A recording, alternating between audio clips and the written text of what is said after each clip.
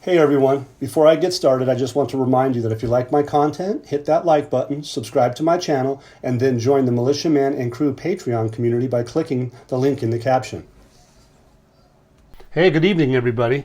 It's going to be a wonderful evening tonight. We got a few things that we'd like to go over. One of the things that is kind of a fascinating circumstance is that the Sudanese advisor reveals a government plan to raise the number of banks and bank accounts to 25 million people. Iraq's a pretty big country, but I think they're probably only around 40 million people, real close. So that's a pretty big deal. They're basically stating that they're going to do 25 million by the end of next year. Why? Well, they're going to have some motivation to have bank accounts because most of these people are cash oriented, and they're going to need to protect themselves and protect their money. And they already talk about that they have problems with that parallel market they used to have to deal with. They probably still do a little bit, but they're getting rid of it. That they had, there were concerns about being robbed and gunned down, all kinds of things. But nowadays the stability is getting better. This guy basically, which is the advisor to the Prime Minister, Saleh, we all know who he is. He says the fundamental developments included improving the principles of direct electronic government collection. So when you do your payments, you're going to do it electronically, and which the flows, all that money goes into what? The unified treasury account. We've talked about revenue streams in the past.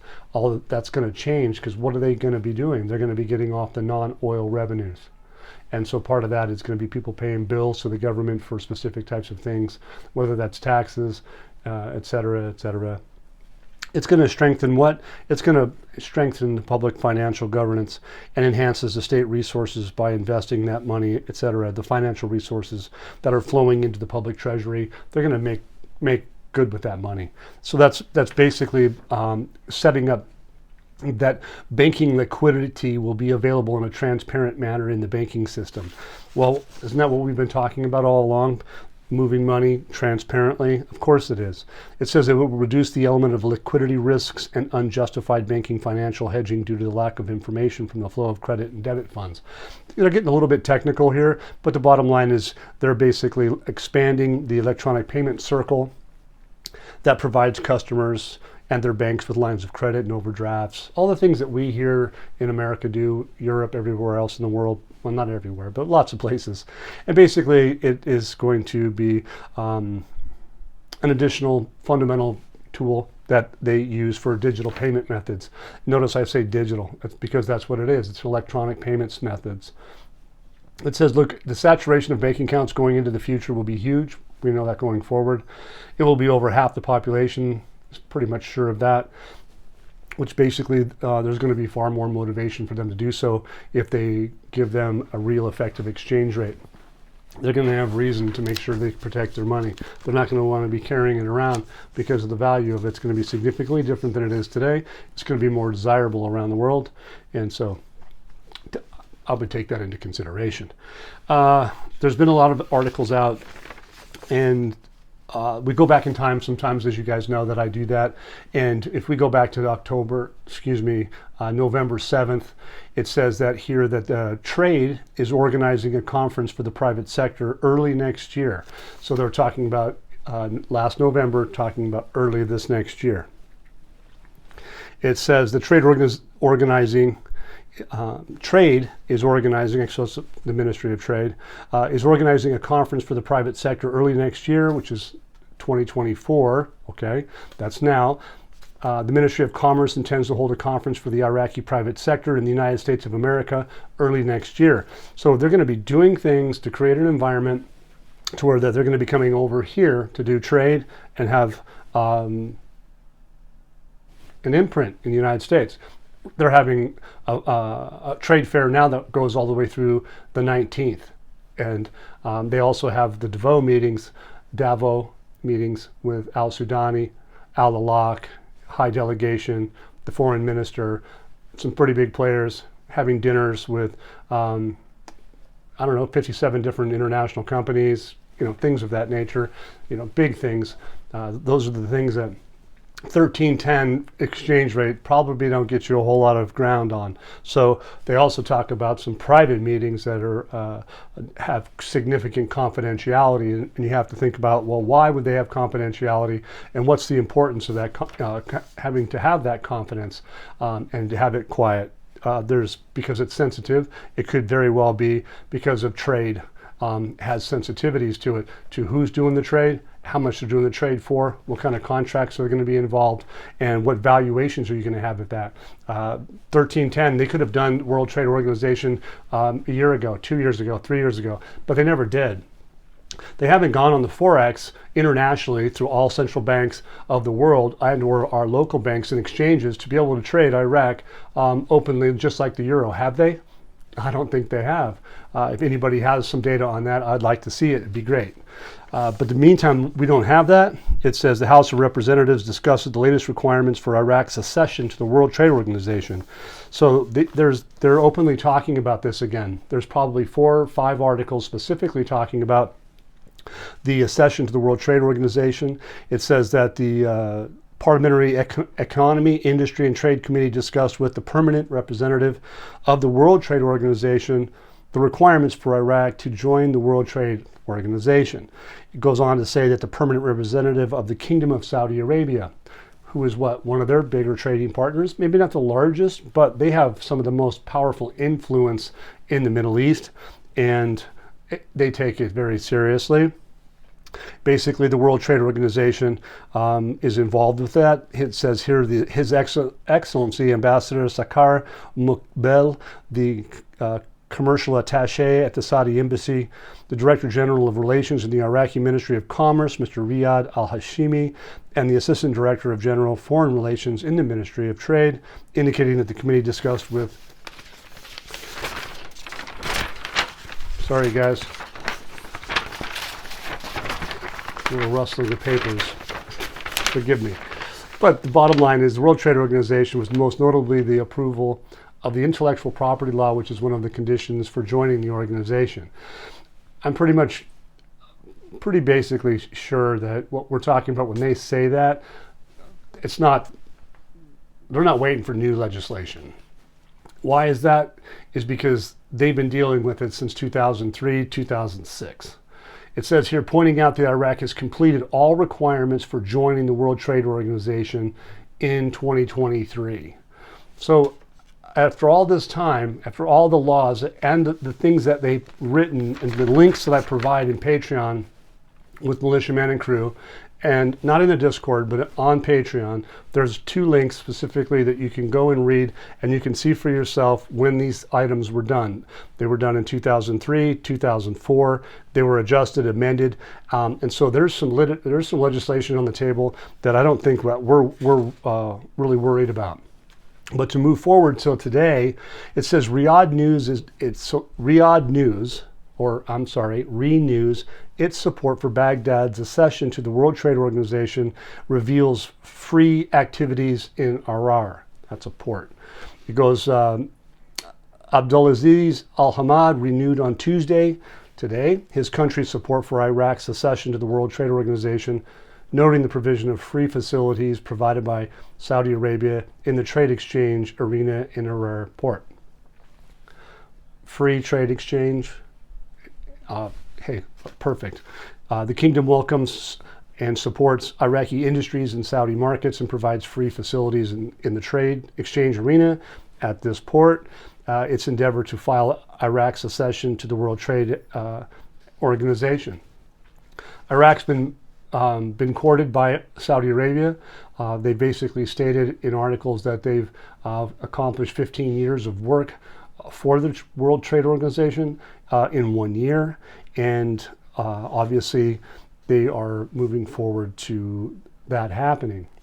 All the while, Al-Sudani, Al-Alaq, the foreign minister, are in Davos talking deals about energy, supplies, world exchange trade, and what?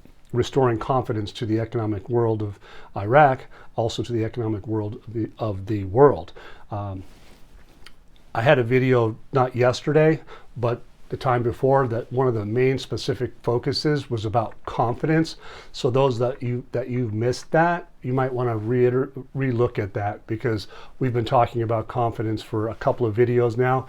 And yesterday I mentioned restore confidence, and that's what the World Economic Forum has used as a slogan. So there was no coincidence that I got the data before, because if you effectively remember back at the UN Assembly, they specifically told us that Iraq was going to give confidence to the international financial system and also to the largest banks in the world. So this confidence issue is nothing new, and it actually should have been expected. So keep that in mind when you see it on the internet, okay? The visit to Saudi factories, they're going to be asking people to come in. All the products that they're talking about should have confidence and satisfactions for the Iraqi consumers, whether that's coming and going.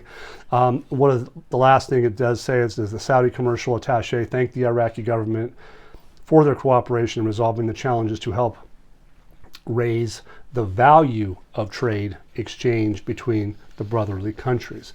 I think that statement is pretty heavy. I think it's kind of input there. Could it be misleading? I'm not so sure. If you raise the value of trade, it's when you raise the value, something goes up, does it not? Okay, so we'll leave it at that. And the next thing that we have here is that on the sidelines of the Davos Forum, the Sudanese discusses investment opportunities with dozens of international companies. I'm not so sure that 57 is just dozens. I think that's kind of like a half a dozen dozens. So anyway, I could have that wrong. Prime Minister Mohammed Shield Sudani Tuesday basically is talking about the investment opportunities in energy, oil, and other economic sectors. And they're doing it with who? They say 57 international companies. 57 international companies specialized in energy, oil, and gas, and various economic fields on the sidelines. That's what they've been participating in within this Davos Economic Forum that's in Switzerland. Basically, they go on to say they're talking about the ports, the Vital Development Road, integrated oil field projects. They're talking about Chinese, Emirati companies, they're stressing government's broad orientations towards gas investment, expanding investment opportunities in many promising sectors, residential projects. All of these things are being planned on these sidelines, or they wouldn't be talking about it today. He's stressed that the importance of banking reforms. We all know that the banking reforms and the financial reforms of Iraq has been a key focus for years. Al-Sudani has been in place for just a little over a year and a couple months. The Ministerial Council of Economics has been on fire. Taif Sami worked through the whole end of the year, and what we're waiting for are specific things that come from that.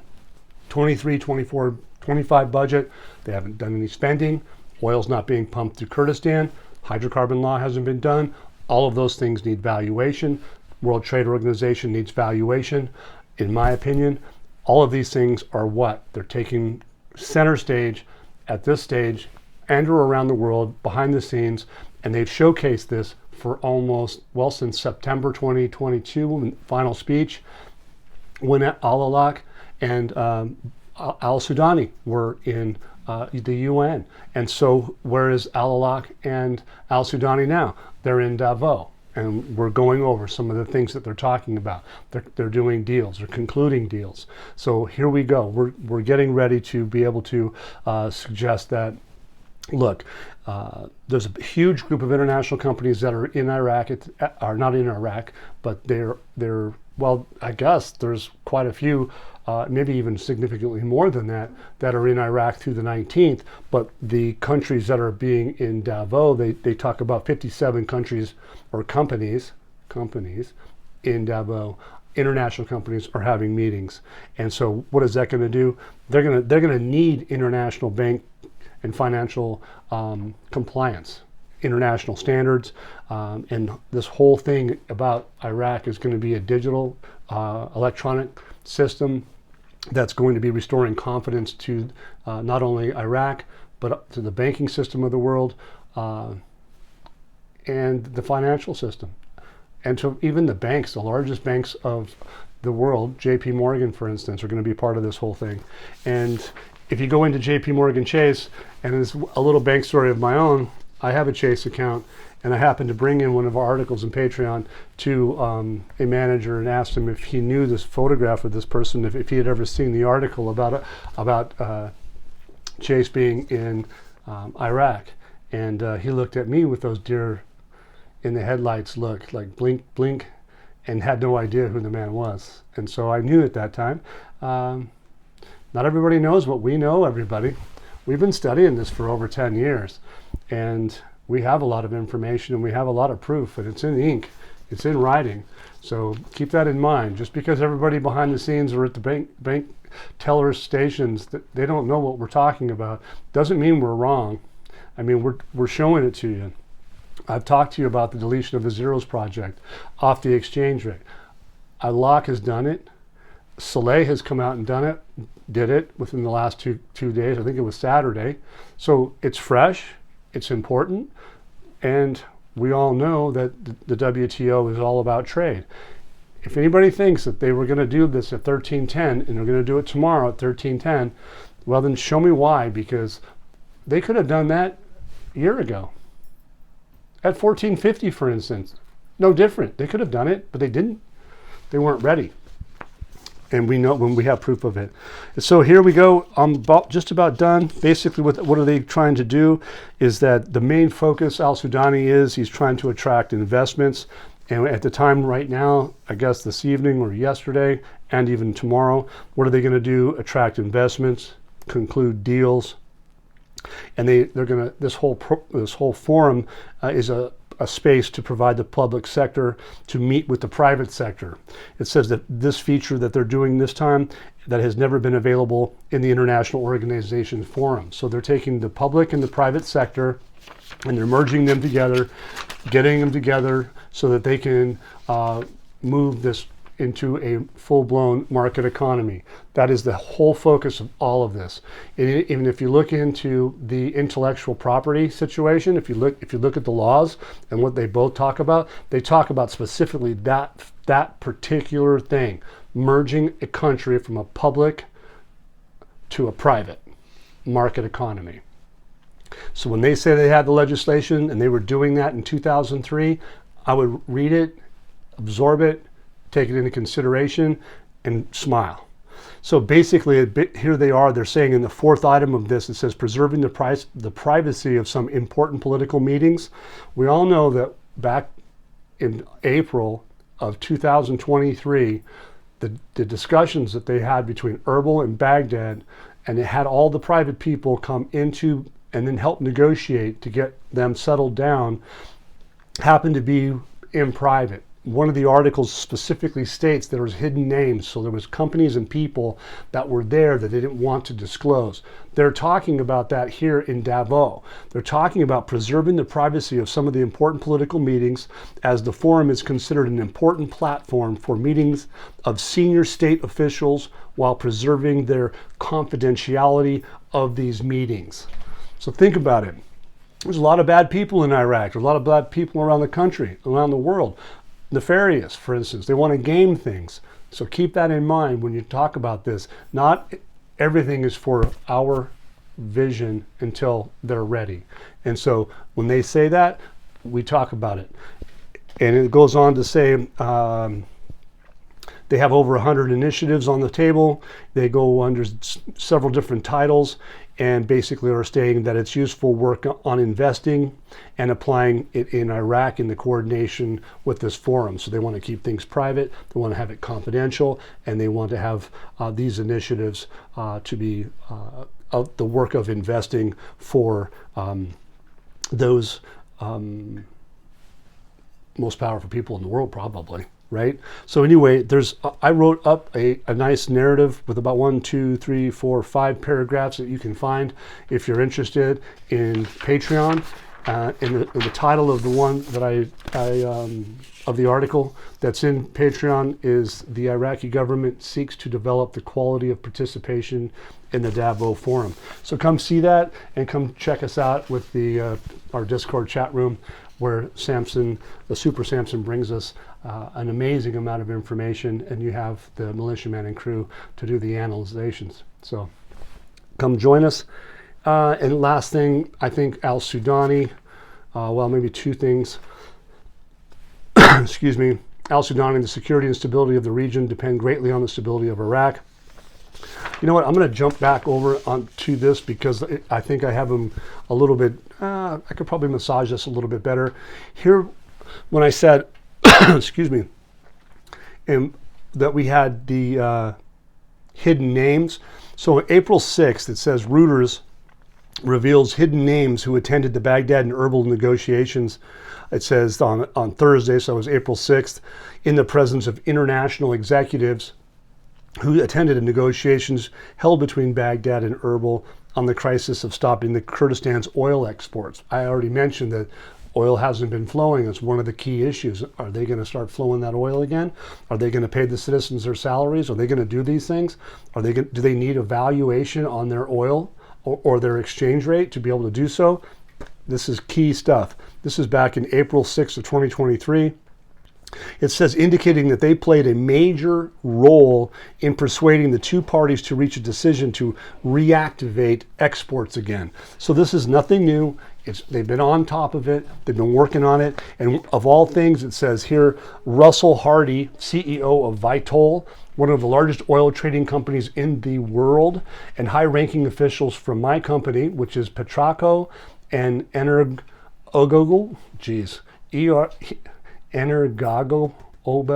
Energogobel, yeah, okay, almost like Taco Bell, as well as officials from the American company HKN. And why is that important? Well, HKN is a public company and it's actually a private company, I think, that's owned by Ross Perot Jr. And they reiterated it today. And who is at meetings in Davos with Iraq is HKN. So take that into consideration. All of this you can find in Patreon, and we're going to move forward and be to the last thing here. It says the House of Representatives discussed the latest requirements for Iraq's accession to the World Trade Organization. Basically, we all know that they're pointing out that Iraq completed all the requirements for joining the World Trade Organization in 2023.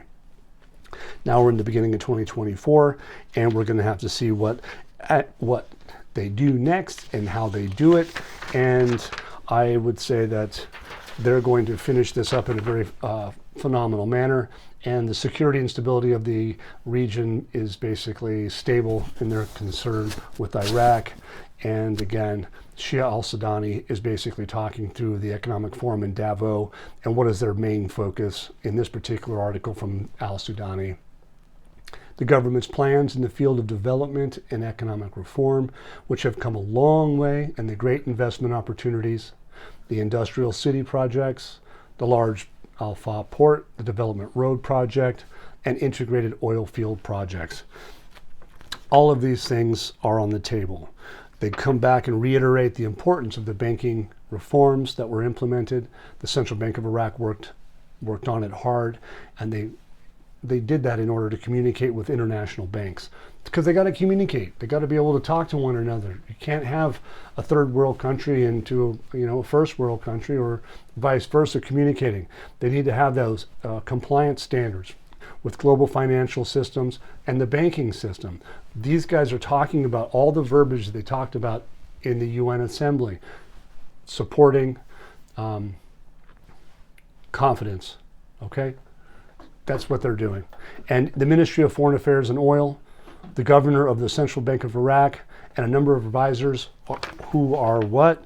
They are in the Davos meetings.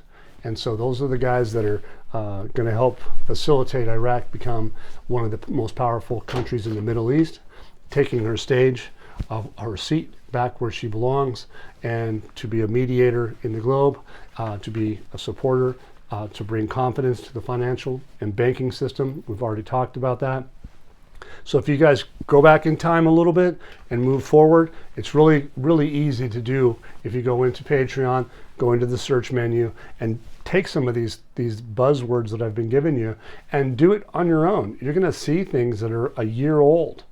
And then you're going to go, wow, they did this, they said this, and they've done this, and now they're here, and now they're, wow. And now you have 5 articles from the WTO. You have documents from the Central Bank of Iraq, 11 pages, talking about metal coins. Look, why would you be talking about metal coins or metal currencies and exchanging notes, counting them, mechanisms to do all that, especially the metal ones, when you don't have any? You don't have any. 1310, there's no coins. Okay, so when you see that, then when you see 5 articles about the accession to the World Trade Organization, remember just recently, a week ago or less, you had Timor-Leste have full accession. One of the lowest developed countries in the world have accession, and then Comoros, same time frame. Okay, they have no trade deals with Iraq. But who does? Azerbaijan does. Wasn't Azerbaijan on the list to be an ascending member? They sure were. Who else is?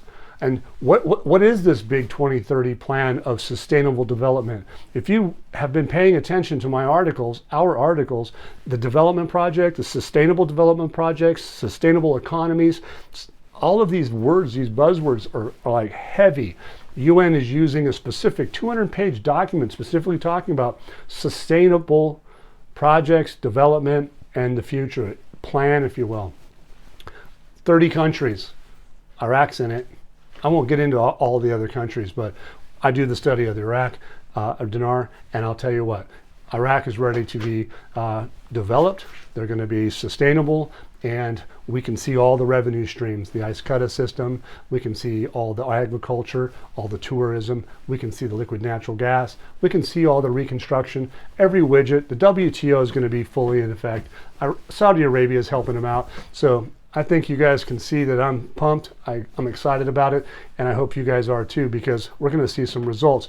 And by the way, politically, I'm not a politician, and I'm not going to be political, but I'll tell you straight up, Politico having a meeting with al-Sudani on the 18th at 10:30 in the morning in Switzerland is when banks close on Thursday.